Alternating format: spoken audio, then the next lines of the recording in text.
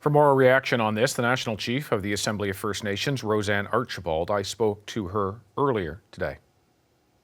National Chief, very good to have you on the program today. And I want to begin by looking at what the federal government might now do. You obviously don't speak for them, but you've advocated for them to give up this fight. Do you believe they will, or will they attempt to appeal it? I can't read the mind of the government, but we have always had a fair and reasonable request to them to stop fighting our kids in court.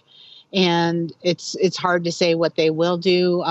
This judicial review was dismissed, and we know that discrimination has been happening with our children, and we know that the CHRT ruling is a fair ruling, and hopefully the government now sees that, and we can all begin to move forward.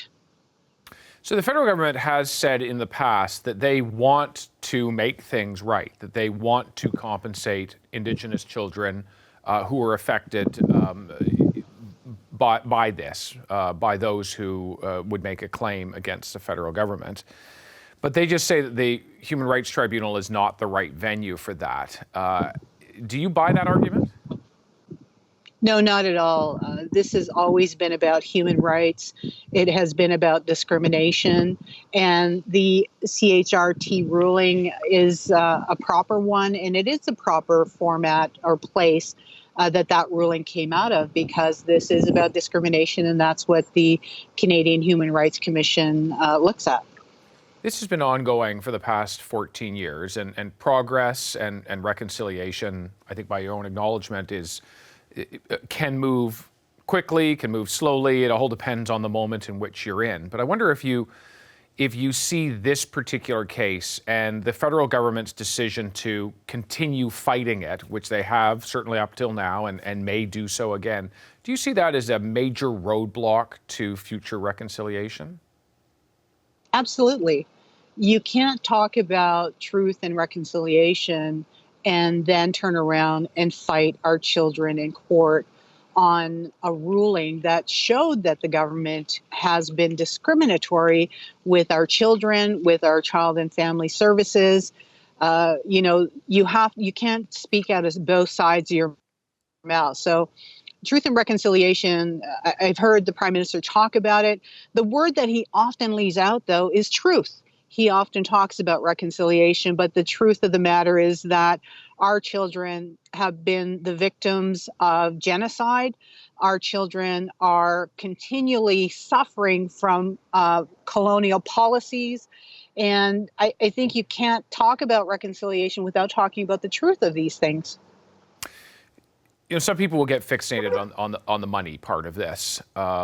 And we can debate whether that's right or wrong, but the decision is $40,000 per child who was impacted by this, the maximum amount the tribunal can award.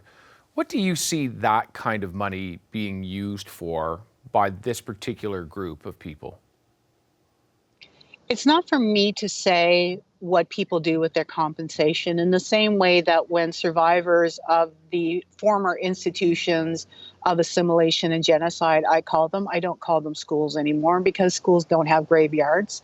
When they were compensated, it was nobody's business what they did with that compensation. And in the same way, what these people who have suffered through this child welfare system do with their awards through that process is totally up to them and their families.